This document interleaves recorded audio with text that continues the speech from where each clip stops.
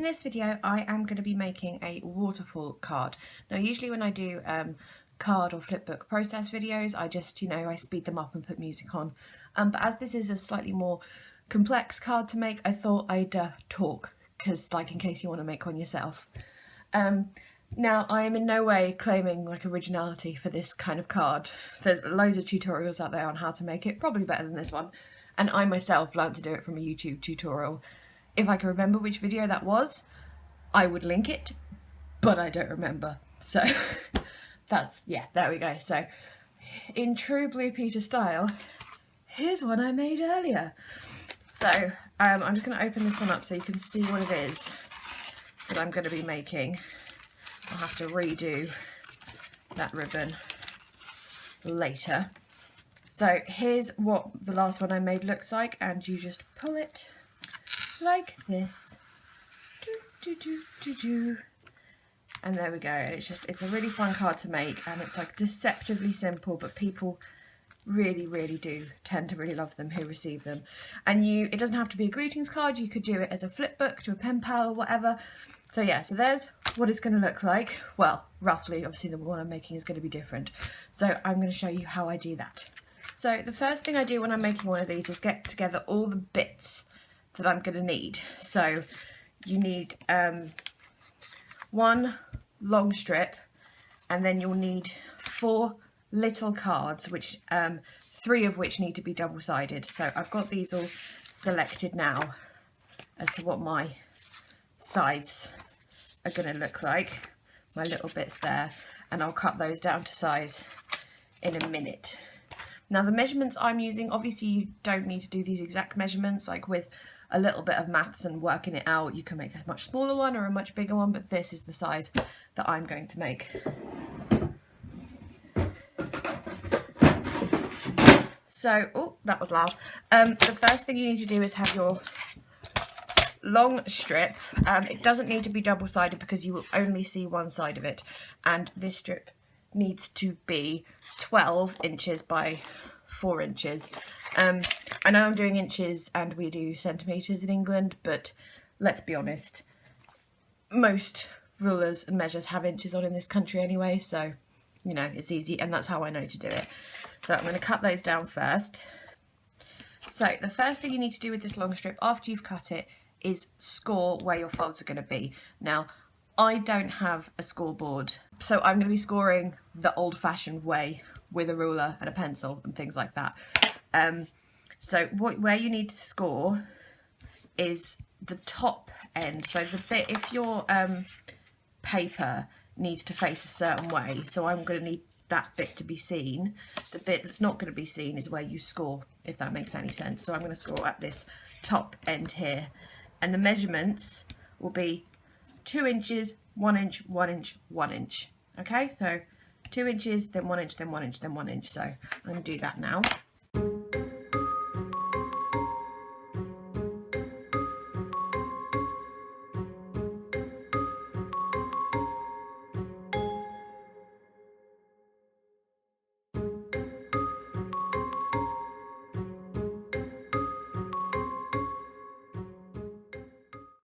I've scored that with my scorer there, and when you fold it you need to fold in to the coloured side. Okay, so I will do that now.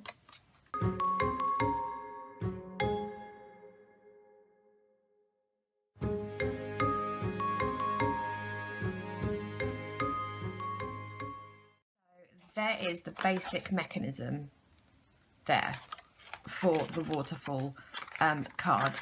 I know this looks a bit messy, but it won't be seen at all.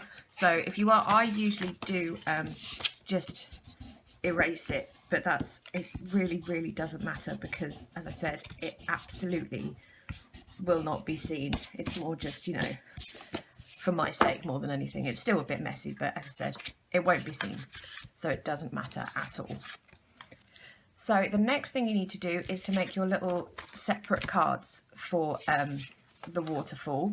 They do need to be double-sided, or at least 3 of them need to be double-sided so they can be seen. So I'm going to cut all these down and glue them together. Obviously if you've got double-sided cardstock that's great, but the patterns and colours I wanted to use for this card I don't have in double-sided. So cardstock is better. I'm actually using paper, which isn't ideal, but the other side is cardstock, so they will be sturdy enough.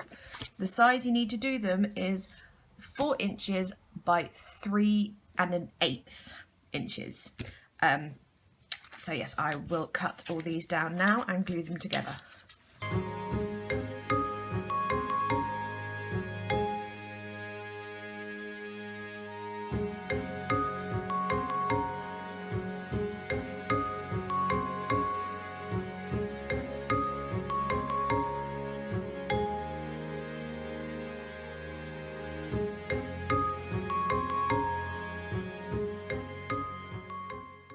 What I should mention actually is if you are gluing 2 bits together rather than using one double-sided piece of cardstock, then you have to keep in mind if it matters which way round a paper is, then one side needs to be upside down because obviously it's going to flip like that. So say I was gluing these 2 pieces together, I want this one facing that way and that one facing that way, so I'd put that one upside down, so it would be that and then it would be that. Just something possibly to bear in mind. Also, as a side note, if I was doing this as a flip book and not as a greetings card, I might with some of these only glue them on the edges so that you could make like a little pocket to put something in there. I don't do that if I'm making a greetings card, but it's just like a little idea. Maybe if you are sending a flip book for Happy Mail, you could put in stickers, paper clips, or like a tea bag or something like that. So another thing to keep in mind if you're doing it as a flip book. Right, now that these are all assembled, I usually sit for a while and do a little bit of fiddling and working out which order I want them to go in. So I think I'm going to put them in that order. Maybe I'll swap some of those around. Yeah, I'm going to put them in that order. Now, another thing I also do before I start decorating the little pieces of card is note that on the back piece, where it's going to be stuck down here, the bottom inch is not going to be seen. So I mark that off so I know not to decorate it. So that's what I'm going to do now, is just mark off the inch at the bottom just so I know don't decorate that bit because it won't be seen.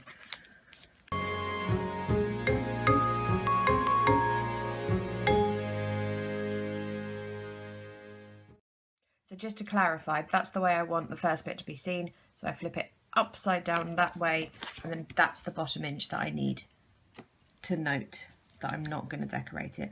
Obviously you can just eyeball it if you've got a good eye for these things, but I just like to be certain, and then I will erase those lines when the time comes. Though generally they can't be seen anyway, but that's just again me being a weirdo perfectionist. What I've done now is I've gone through all my ephemera and things like that and found bits of ephemera that I think will go with the patterns and things that I've chosen. And yeah, so I just get them all out ready to go and then have them in a little, like this, little tray to have easy access to. What I also do is keep all the little snippets as well, because sometimes it's nice to layer them up a bit. So I have those ready here for when I need them as well. So what I do when I'm decorating is I put these to one side and have them in order so I don't get it mixed up, because I'm a nightmare for doing that. So I have them in order here and I decorate them sort of one at a time. So I don't think I need to talk when I'm decorating, so I'll definitely speed this bit up for you.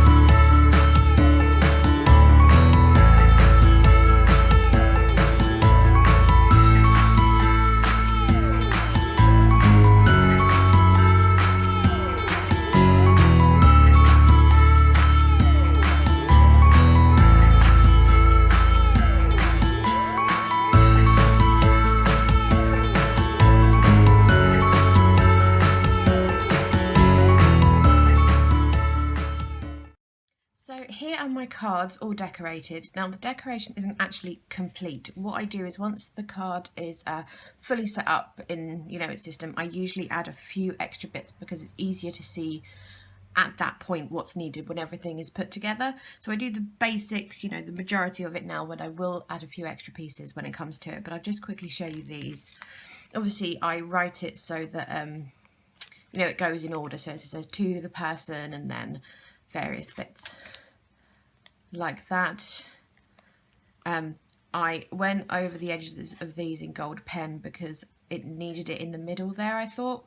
I think it's ended up with quite a nice effect. And then happy birthday with lots of love, Grace. I have to say, it does pain me slightly that these stickers are lowercase because I get really annoyed not using an uppercase G. Lots of people seem to always use a lowercase G with my name. I don't know why. They don't do it with other people's names, but they always do it with G's. Who knows? So now that these have the majority of the decoration done, I'm going to stick them onto that strip again. So your scored bit here that you've put aside, need that back now. And then I do it in reverse order, except I just remembered that I haven't punched the corners and I always like a nice rounded corner, so I'm just going to quickly do that.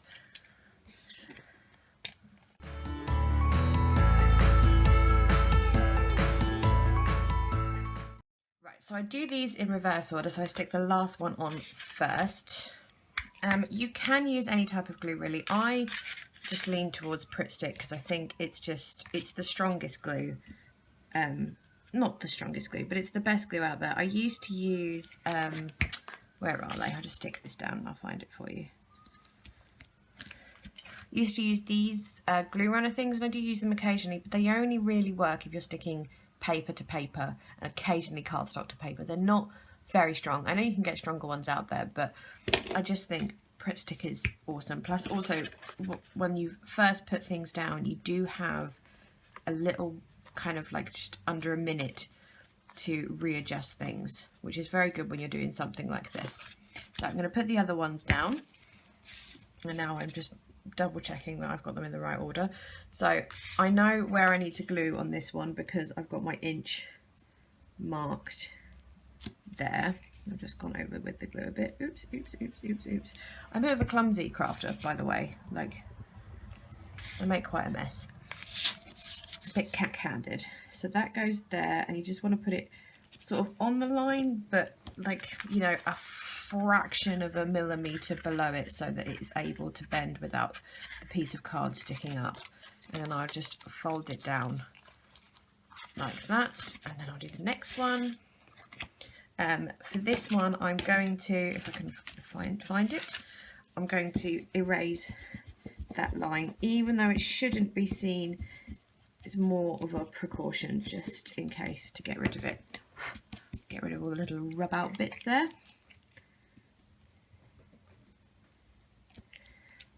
I'm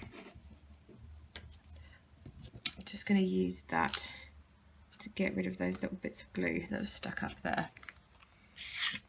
And then again, ever so slightly, like exactly on the line, minus a fraction of a millimetre to allow it to flip over. There we go. And then the last one. This one will definitely be decorated more when the time comes, but obviously I will do that on camera for you guys to see how the whole process works.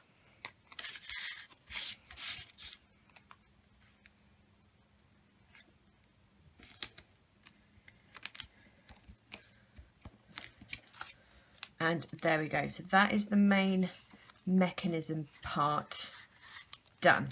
There we go. Very, very simple. So next we have to do the envelope. Right, your next stage is to make your envelope backing. So this part of it. So I'm going to be using my, I should have pre-got it out. My We Are Memory Keepers 123 punch board. Now I do appreciate that not everyone will have one of these. or even just the envelope punch board, of course. If you don't, you can easily find measurements for envelopes online. You could dismantle an envelope that you already had and maybe back it up with some cardstock or something just to give it a bit more sturdiness. It's up to you how you would do that. Or if you're doing it for a flip book, it doesn't even necessarily need an envelope. You can stick it on something else. But yes, that's what I'm going to do now. Now, one extra thing I'm actually going to do is my 12 by 12 cardstock piece for my envelope. I don't particularly like, I want that for the inner piece, but I don't particularly like how that looks. It's getting a little lost. So I'm also going to add an extra layer there with this lovely paper here as well. I don't usually do that, as you can see with this one. It's just a one piece of double-sided cardstock. So I'm going to do that now. So I'll do that bit in a minute. So the size I've found best for this particular one is the 6 by 8 envelope. So that's 11¼ inches I need to cut my cardstock down to. Now, I appreciate that this is not going to entirely be in shot. I do know that I need a better tripod, but this will show you the basics. If you are thinking of getting one of these, this is how you use it as well. It's very, very simple. So I know I want my 6 by 8. I've just shown you here. All the info is there. So I've got an 11¼ piece of cardstock. I want, oh, the builder's shouting. Sorry if you can hear that. 11¼ piece, so what that means I put it at 4 7/8 and score down there and punch. And then I don't need the measurements anymore. I just need to line up that previously scored line with the score marker that's here.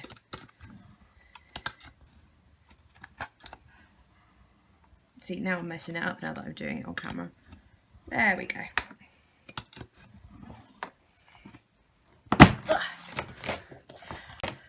And that's all there is to it. And then I just put that away, and then I punch the corners as well, like so.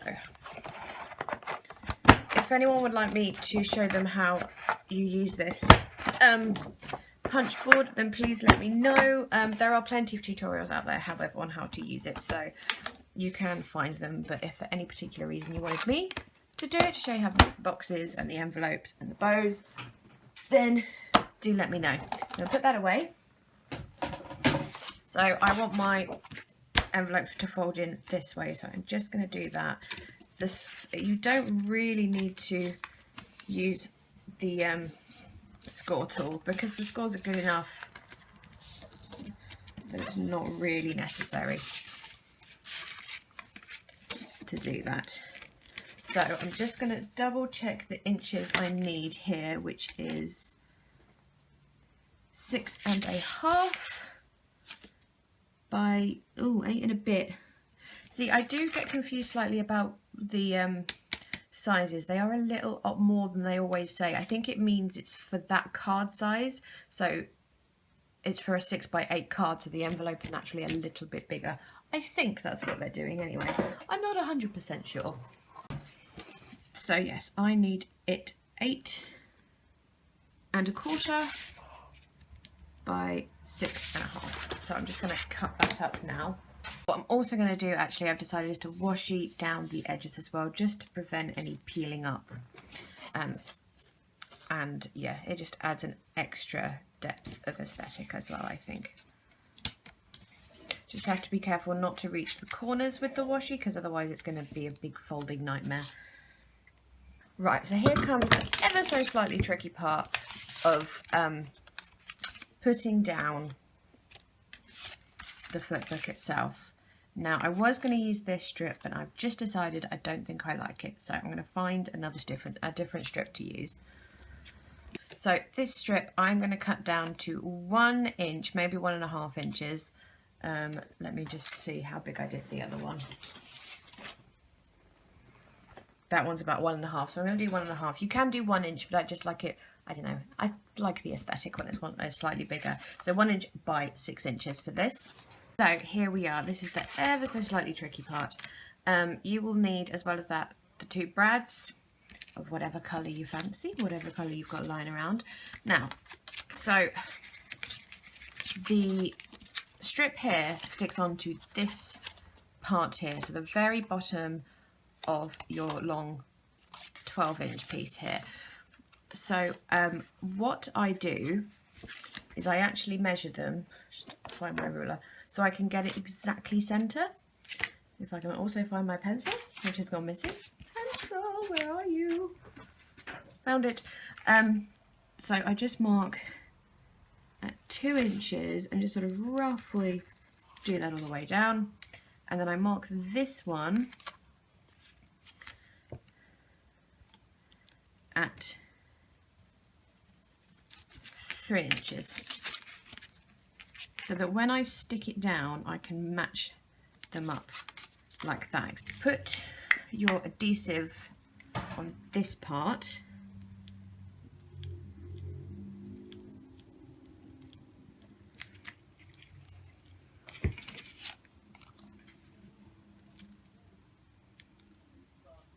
And then line them up so that those lines are roughly meeting, so that it's very, very central.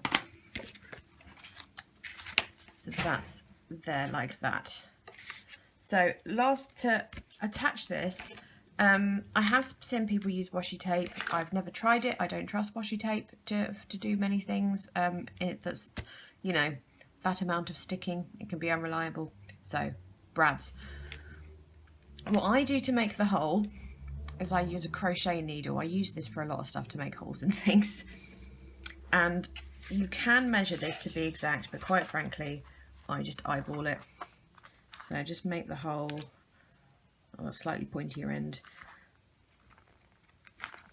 Slightly harder through a couple of layers of paper. There we go. Brad through. And then, again, I'm just eyeballing it. I'm not measuring it exactly because I'm lazy, but of course you can measure it exactly if you so wish. Usually this is easier if it's just through one layer of cardstock, but obviously it's not.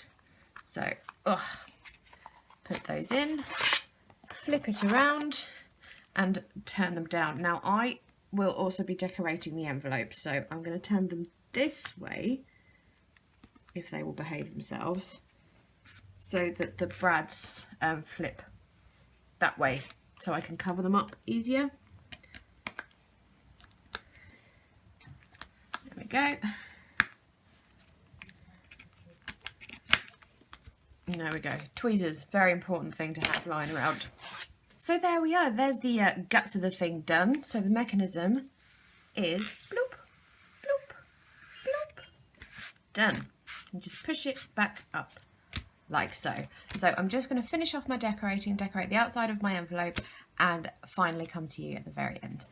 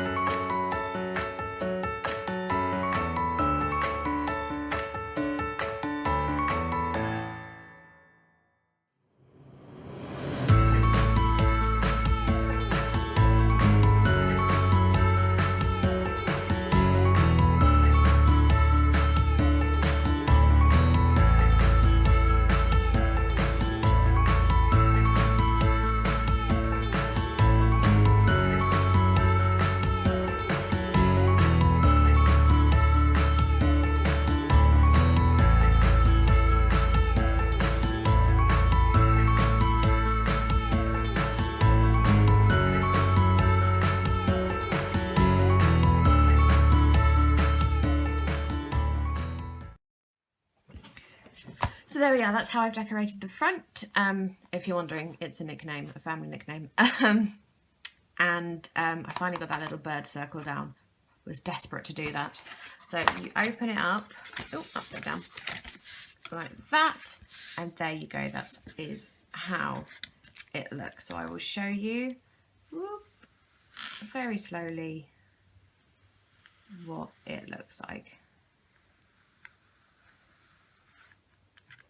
So there we go. You can, of course, as you've seen, I've got a couple of 3D and sticky out embellishments on. That's fine. It doesn't affect the mechanism. All I would say is don't overdo it. Only do a little couple of bits.